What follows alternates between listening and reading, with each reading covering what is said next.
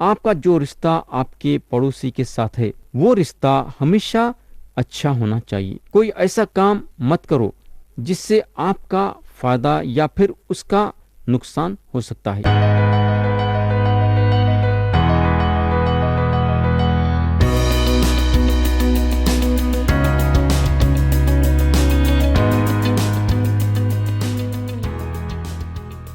یسوع مسیح کے نام سے السلام علیکم۔ آپ لوگوں کو یاد ہوگا کہ گئے وقت ہم امثال کی کتاب باب 3 اور اس کی آیت 1 سے 13 تک غور کرے تھے۔ اب ہم کلام کے نئے حصے پہ آئیں گے اور پڑھیں گے آیت 14۔ یہاں لکھا ہوا ہے، کیونکہ اس کا حصول چاندی کے حصول سے اور اس کا نفع کندن سے بہتر ہے۔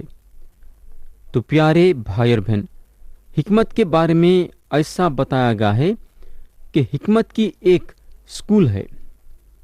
آیت 15 اور 16 پڑھیں گے، وہ مرجن سے زیادہ بیش بہا ہے اور تیری مرغوب چیزوں میں بے نظیر۔ اس کے دہنے ہاتھ میں عمر کی درازی ہے اور اس کے بائیں ہاتھ میں دولت عزت۔ پیارے بھائی اور بہن، پرانا عہد نامہ میں خدا ان لوگوں کو لمبی عمر دینے کا وعدہ کرا جو اس کی خدمت کرنے کے لیے تیار تھے۔ آیت 17 اور 18 پڑھیں گے۔ یہاں لکھا ہوا ہے، اس کی راہیں خوشگوار رہے ہیں اور اس کے سب راستے سلامتی کے ہیں۔ جو اسے پکڑے رہتے ہیں وہ ان کے لیے حیات کا درخت ہے، اور ہر ایک جو اسے لیے رہتا ہے مبارک ہے۔ تو میرے دوست، کلام ہمارے دل و دماغ میں اتارنے کے لیے ہم کو کلام پڑھنے کی ضرورت ہے اور محنت کرنے کی ضرورت ہے اور وقت نکالنے کی ضرورت ہے۔ خدا کی جو روح ہے، خدا کا کلام وہ لوگوں کے دل و دماغ میں اتارنے والی نہیں ہے جو سست ہیں۔ تو پیارے بھائی اور بہن، ہم کو جو ہے خدا کے کلام میں دل لگانا ہے، اور اگر ہمارا دل خدا کے کلام میں نہیں ہے تو ہم خدا کے کلام سے فائدہ نہیں اٹھا سکتے۔ خدا کا کلام ہمارے دل و دماغ میں نہیں اتر سکتا۔ آیت 19 اور 20 پڑھیں گے، خداوند نے حکمت سے زمین کی بنیاد ڈالی اور فہم سے آسمان کو قائم کیا۔ اسی کے علم سے گہراؤں کے سوتے پھوٹ نکلے اور افلاک شبنم ٹپکاتے ہیں۔ میرے دوست، میں ایک ایسے کائنات میں زندگی گزاروں جس کو خدا ایک ڈھنگ سے بنایا ہے، یعنی کہ آپ اور میں ایسے کائنات میں ہیں جس کائنات کو خدا جو ہے ایک ڈھنگ سے بنایا ہے۔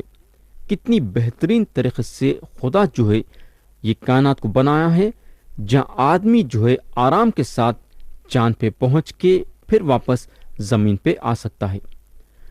میرے دوست، اگر یہ کائنات ایسی بن جاتی تو بہترین طریقے سے نہیں چلتی تھی۔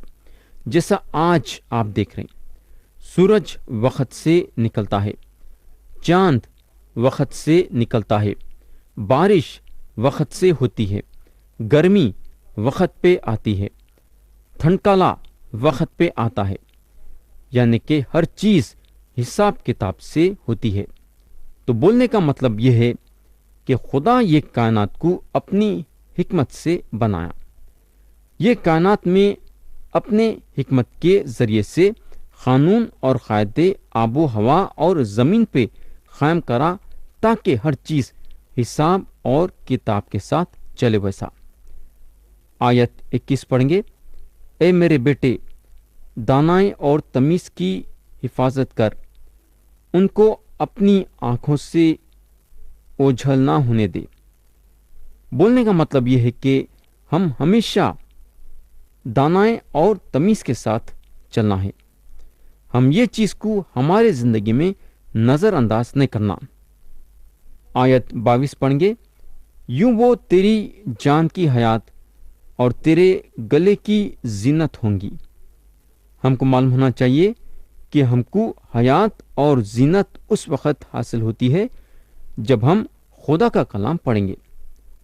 آیت 23 اور 24 پڑھیں گے، تب تو بے کھٹ کے اپنے راستے پر چلے گا اور تیرے پاؤں کو ٹھیس نہ لگے گی۔ جب تو لیٹے گا تو خوف نہ کھائے گا، بلکہ تو لیٹ جائے گا اور تیری نیند میٹھی ہوگی۔ آج اگر ہم دیکھیں گے تو آدمی جو ہے اپنے زندگی کے بارے میں خوف کھا رہا ہے۔ آدمی جو ہے اپنے زندگی کے بارے میں سوچ کے بہت ہی زیادہ فکر کرنے کو لگتا ہے اور اس کے دل میں خوف پیدا ہونا شروع ہوتا ہے۔ یہ ڈر یا خوف ہر ایک انسان کے زندگی میں آتی ہے، مگر سوال یہ پیدا ہوتا ہے کہ یہ ڈر کو نکالنے کے لیے یا یہ ڈر سے دور ہونے کے لیے کیا کرنا پڑے گا؟ یہ ڈر کو دور کرنے کا حل کیا ہے؟ یہ سوچنے والی بات ہے میرے بھائی اور بہن۔ ڈر کو دور کرنے کا علاج ہے خدا کا کلام۔ جب آپ اور میں خدا کا کلام پڑھیں گے اور وہ کلام کو ہمارے دل میں رکھیں گے تو ہمارا ڈر یا خوف یا جو بھی کچھ ہے ہماری زندگی میں، وہ ساری چیزوں سے ہم دور ہو جائیں گے۔ بولنے کا مطلب یہ ہے کہ خدا کا کلام جب ہم پڑھیں گے ہمارا ہمت اور حوصلہ بڑھے گا، کیونکہ خدا اپنے کلام کے ذریعے سے بتائیں گا کہ انہیں ہمارے ساتھ ہے اور ہمیشہ ہمارے ساتھ رہیں گا۔ تو پیارے بھائی اور بہن، کیا آپ خدا کا کلام پڑھ رہے ہیں کیا؟ اور اگر نہیں پڑھ رہے تو کیا آج سے آپ خدا کا کلام پڑھنا چاہیے کیا؟ اب ہم پڑھیں گے آیت 25 اور 26۔ یہاں لکھا ہوا ہے، ناگہانی دہشت سے خوف نہ کھانا اور نہ شریروں کی ہلاکت سے جب وہ آئے، کیونکہ خداوند تیرا سہارا ہوگا اور تیرے پاؤں کو پھنس جانے سے محفوظ رکھے گا۔ تو پیارے بھائی اور بہن، یہاں لکھا ہوا ہے ناگہانی دہشت سے خوف نہ کھانا۔ تو آپ سوچ سکتے کہ خدا کا کلام ہمارا ہمت اور حوصلہ یہاں بڑھا رہا ہے۔ کس بات سے؟ کہ ہم دہشت سے خوف نہ کھانا۔ بولنے کا مطلب یہ ہے کہ اگلے منٹ آپ کو ڈرنا نہیں ہے کہ کیا ہوتا ہے۔ خدا اس وقت ہمارا خیال کر رہا ہے اور اگلے وقت بھی ہمارا خیال کریں گا۔ ہم جب تک یہ زمین پہ زندہ رہیں گے خدا ہمارا خیال کریں گا، کیونکہ کلام میں لکھا ہوا ہے، کیونکہ خداوند تیرا سہارا ہوگا اور تیرے پاؤں کو پھنس جانے سے محفوظ رکھے گا۔ ہم کو معلوم ہونا چاہیے کہ ہر ایک انسان کو سہارے کی ضرورت ہے، اور یہ سہارا انسان کو جو ہے انسان کے طرف سے نہیں مل سکتا۔ انسان کو اگر سہارا مل سکتا بولے تو صرف خدا کے پاس سے مل سکتا ہے۔ بلکہ میں آپ کو یہ بولنا چاہوں گا کہ آپ اپنے گھٹنے ٹیک کے خدا سے دعا کرو۔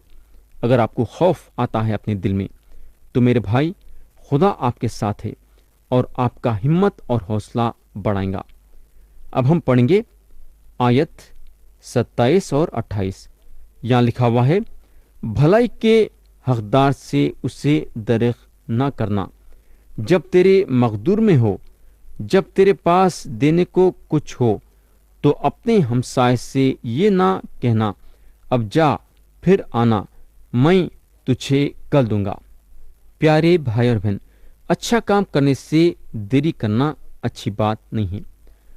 آپ جیسا چاہتے ہیں کہ آپ کے لیے کوئی فوراً سے اچھا کام کر دینا، اسی طرح سے آپ بھی دوسروں کے لیے کرنا چاہیے۔ آیت 28 میں کلام کتنا صاف طریقے سے بتاتا ہے، جہاں لکھا ہوا ہے، جب تیرے پاس دینے کو کچھ ہو تو اپنے ہمسائے سے یہ نہ کہنا، اب جا پھر آنا، میں تجھے کل دوں گا۔ میرے دوست، ایسا دیکھا گیا تو لوگوں کے پاس ہے دینے کے لیے مگر نہیں دیتے، کل آؤ بولتے ہیں۔ یہ جو ہے انسان کی بہت بری عادت ہے۔ اب ہم آیت 29 پڑھیں گے۔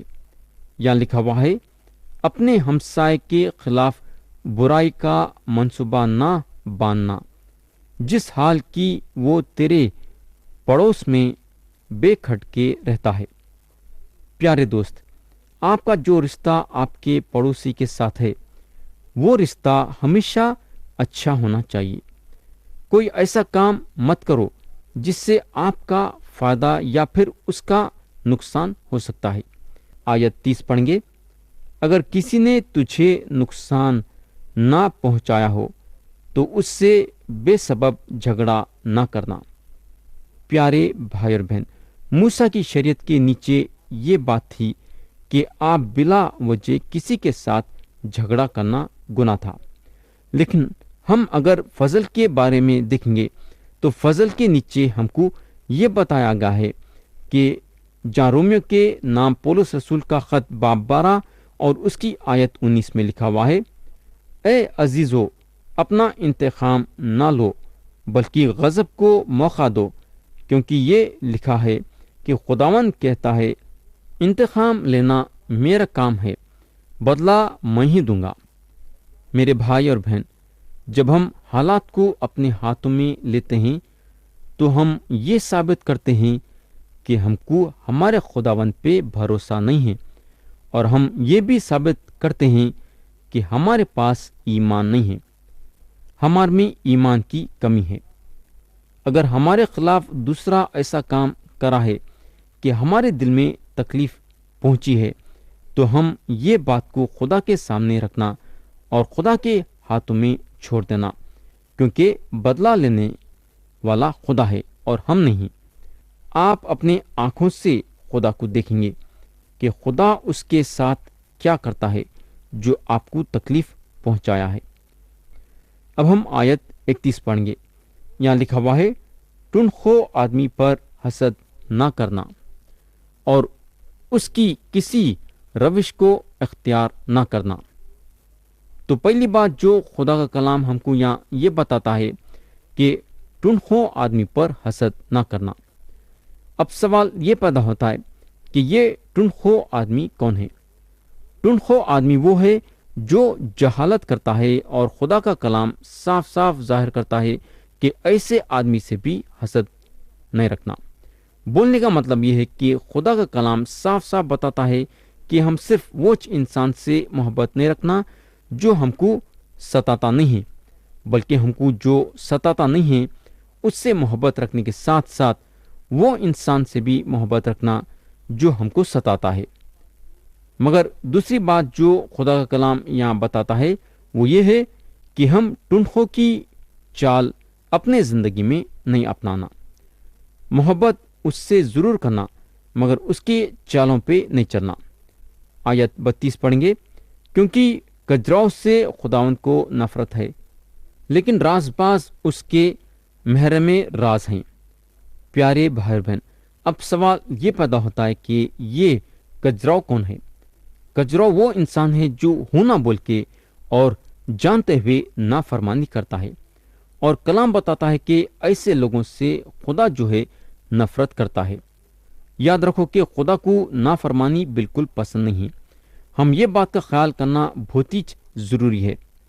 آگے کلام بتاتا ہے کہ لیکن راز باز اس کے محرم راز ہیں، یعنی کہ انہیں راز بازوں کو پسند کرتا ہے، انہیں راز بازوں کو اپنے بھروسے میں لیتا ہے۔ آیت 33 پڑھیں گے، شریروں کے گھر پر خداوند کی لعنت ہے، لیکن صادقوں کے مسکن پر اس کی برکت ہے۔ اب ہم آیت 34 اور 35 پڑھیں گے، یہاں لکھا ہوا ہے، یقیناً وہ ٹھٹے بازوں پر ٹھٹے مارتا ہے، لیکن فروتنوں پر فضل کرتا ہے۔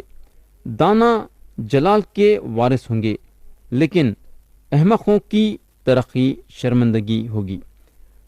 تو میرے بھائی، ٹھٹے باز یہ نہیں سمجھنا کہ ان لوگاں دوسروں پہ ٹھٹے مار کے خوش ہو سکتے، ایسی بات نہیں ہے، بلکہ ان پہ بھی ٹھٹے مارنے والا ہے، اور وہ ہے خدا۔